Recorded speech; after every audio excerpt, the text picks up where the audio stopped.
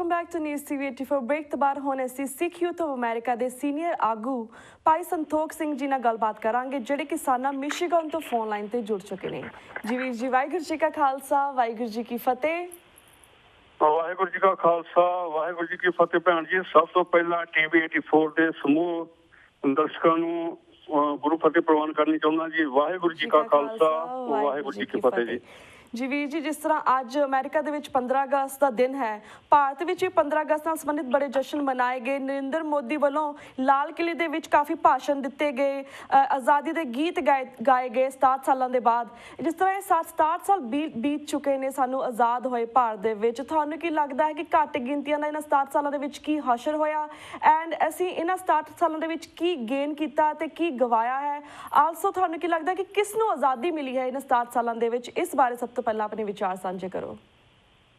ਹਾਂਜੀ ਭੈਣ ਜੀ, ਇਹਦੇ ਵਿੱਚ ਮੇਰਾ ਖਿਆਲ ਥੋੜੀ ਵੀ ਸੋਚ ਵਿਚਾਰ ਰੱਖਣ ਵਾਲੇ ਜਿਹੜੇ ਮੇਰੇ ਵੀਰ ਭੈਣ ਕੌਮੀ ਪੂਰੀ ਇੰਡੀਆ ਦੇ ਵਿੱਚ ਜਿੰਨੇ ਵੀ ਨਾਗਰਿਕ ਨੇ ਉਹ ਬੜੀ ਚੰਗੀ ਤਰ੍ਹਾਂ ਨਾਲ ਸਮਝਦੇ ਨੇ ਕਿ ਜਿਹੜੀ ਆਜ਼ਾਦੀ ਮਿਲੀ ਹੈ ਇਹ ਕਿਹਨਾਂ ਨੂੰ ਆਜ਼ਾਦੀ ਮਿਲੀ ਹੈ। ਇਹ ਜਿਹੜੀ ਹਿੰਦੂ ਕੌਮ ਸੀ ਤਕਰੀਬਨ 997 ਸਾਲ ਲਗਾਤਾਰ ਇਹਨਾਂ ਨੇ ਗੁਲਾਮੀ ਹੰਢਾਈ ਸੀ।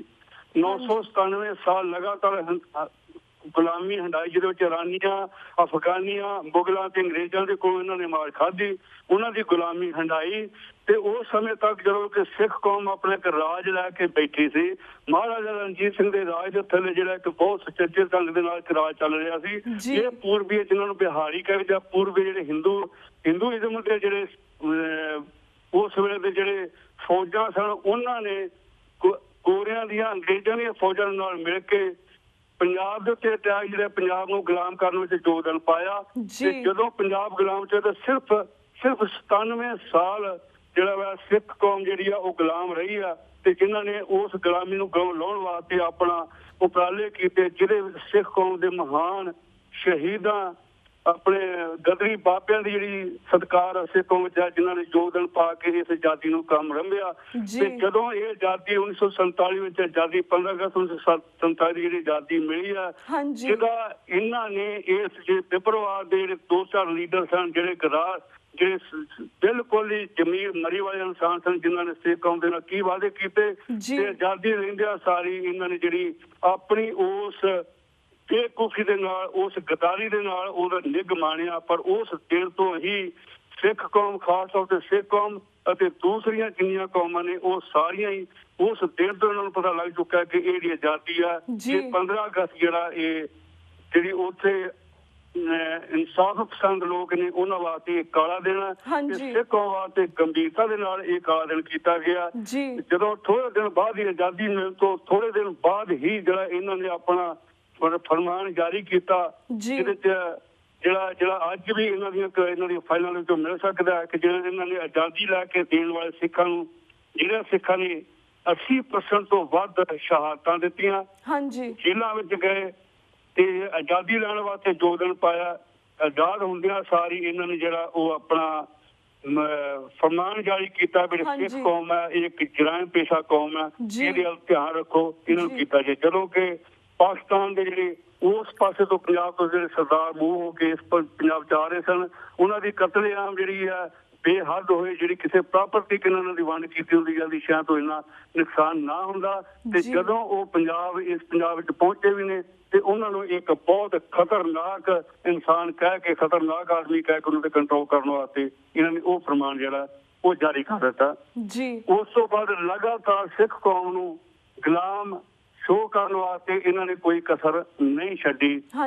ਤੀਸਰਾ ਘੱਲੂਘਾਰਾ ਜਿਹੜਾ ਸਿੱਖ ਕੌਮ ਨਾਲ ਵਾਪਰਿਆ, ਜਿਹੜਾ ਪਹਿਲਾਂ ਦੋ ਤੇ ਮੁਗਲਾਂ ਨੇ ਵਰਤਾਇਆ, ਜਿਹੜਾ ਤੀਸਰਾ ਇਸੇ ਇਹਨਾਂ ਹੀ ਵਿਪਰਵਾਦ ਨੇ ਜਿਹੜਾ ਕੀਤਾ ਵਾ 1978 ਤੋਂ ਲੈ ਕੇ ਅੱਜ ਤੱਕ ਲਗਾਤਾਰ ਜਾਰੀ ਆ, ਉਹਦੇ ਵਿੱਚ ਇਹਨਾਂ ਨੇ ਹਰ ਤਰੀਕੇ ਦੇ ਨਾਲ ਸਿੱਖ ਕੌਮ ਨੂੰ ਗੁਲਾਮ ਹੋਣ ਦਾ ਜਿਹੜਾ ਅਹਿਸਾਸ ਕੀਤਾ। ਜਿਸ ਤਰ੍ਹਾਂ ਇਹਨਾਂ ਨੇ ਦਰਬਾਰ ਸਾਹਿਬ ਤੇ ਅਟੈਕ ਕੀਤਾ, ਅਟੈਕ ਵੀ ਉਸ ਦਿਨ ਕੀਤਾ ਜਿਸ ਦਿਨ ਪੂਰੇ ਪੰਜਾਬ ਤੋਂ, ਦੁਨੀਆ ਭਰ ਤੋਂ ਗੁਰੂ ਨਾਨਕ ਦੇਵ ਜੀ ਦਾ ਗੁਰਪੁਰਬ ਮਨਾਉਣ ਵਾਸਤੇ ਸੰਗਤਾਂ ਪਹੁੰਚੀਆਂ ਸਨ, ਉਹਨਾਂ ਸੰਗਤਾਂ ਤੇ ਅਟੈਕ ਕੀਤਾ। ਦਿੱਲੀ ਦੇ ਵਿੱਚ ਜਿਹੜੇ ਆਮ ਸਿੱਖਾਂ ਨੂੰ ਨਵੰਬਰ 1984 ਵਿੱਚ ਆਮ ਸਿੱਖਾਂ ਦੇ ਜਿਹੜੀ ਕਤਲੇਆਮ ਕਰਕੇ ਇਹ ਦੱਸਿਆ ਵੀ ਤੁਸੀਂ ਸਾਡੇ ਗੁਲਾਮ ਹੋ।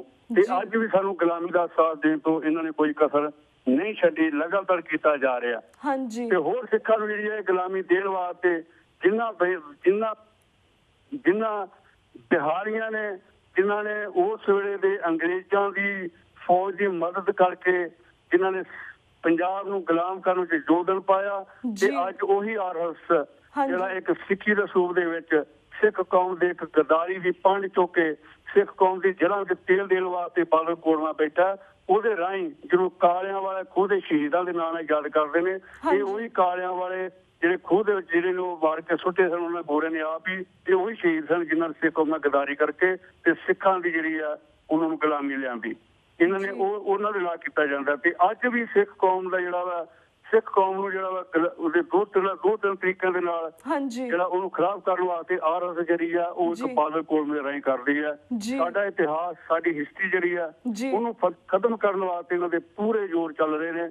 ਪੂਰਾ ਉਹ ਕੋਈ ਵੀ ਉਹ ਜਿਹੜੀ ਸਾਡੇ ਬੱਚਿਆਂ ਤੱਕ ਉਹ ਹਿਸਟਰੀ ਦਾ ਕੋਈ ਵੀ ਲੈਵਲ ਜਿਹੜਾ ਸਾਡੇ ਸਕੂਲਾਂ ਵਿੱਚ, ਕਾਲਜਾਂ ਵਿੱਚ ਕੋਈ ਵੀ ਉਹ ਜਿਹੜੀ ਆ ਪੜ੍ਹਾਈ ਸਾਡੇ ਬੱਚਿਆਂ ਤੱਕ ਨਹੀਂ ਜਾਂਦੀ, ਜਿਹਦੇ ਵਿੱਚ ਸਿੱਖਾਂ ਦੇ ਚੰਗੇ ਕਾਰਨਾਮਿਆਂ ਨੂੰ ਦੱਸਿਆ ਜਾਵੇ, ਸਾਡੇ ਇਤਿਹਾਸ ਨੂੰ ਵਿਗਾੜਿਆ ਜਾ ਰਿਹਾ।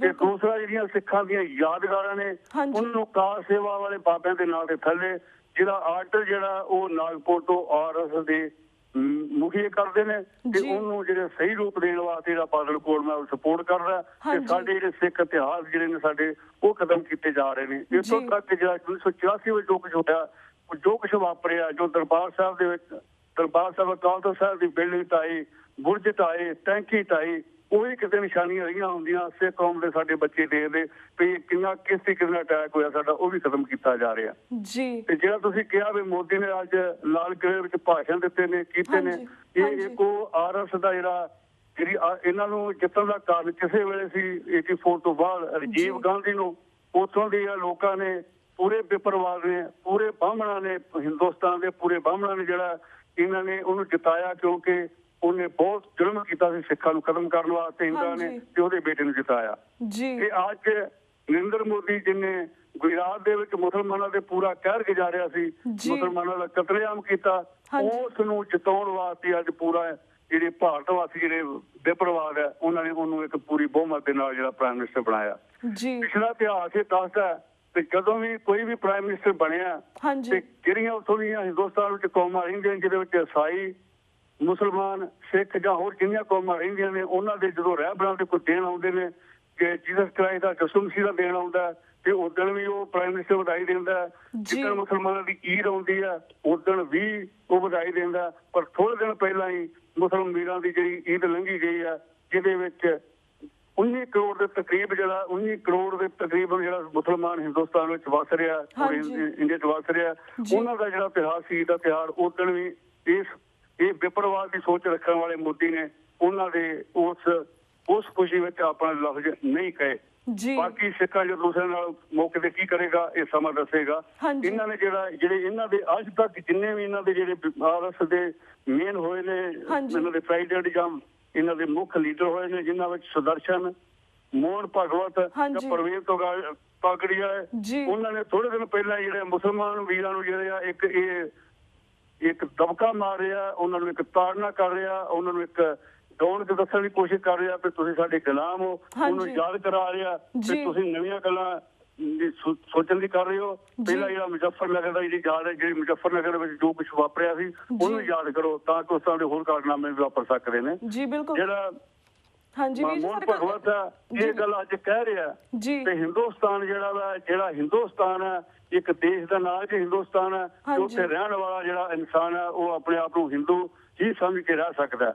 ਇਹਨਾਂ ਨੂੰ ਇਹ ਭੁੱਲ ਚੁੱਕੇ ਨੇ ਤੇ ਹਿੰਦੁਸਤਾਨ ਦੇ ਵਿੱਚ ਜਿਹੜਾ ਹਿੰਦੁਸਤਾਨ ਜਿਹੜਾ ਨਾਮ ਹੈ ਇਹ ਇਹਨਾਂ ਨੇ ਆਪਣੀ ਪਾਵਰ ਨੂੰ ਸ਼ੋਅ ਕਰਨ ਵਾਸਤੇ ਆਪਣੀ ਪਾਵਰ ਦੇ ਨਾਲ ਹਿੰਦੁਸਤਾਨ ਨਾਂ ਦੱਸਿਆ।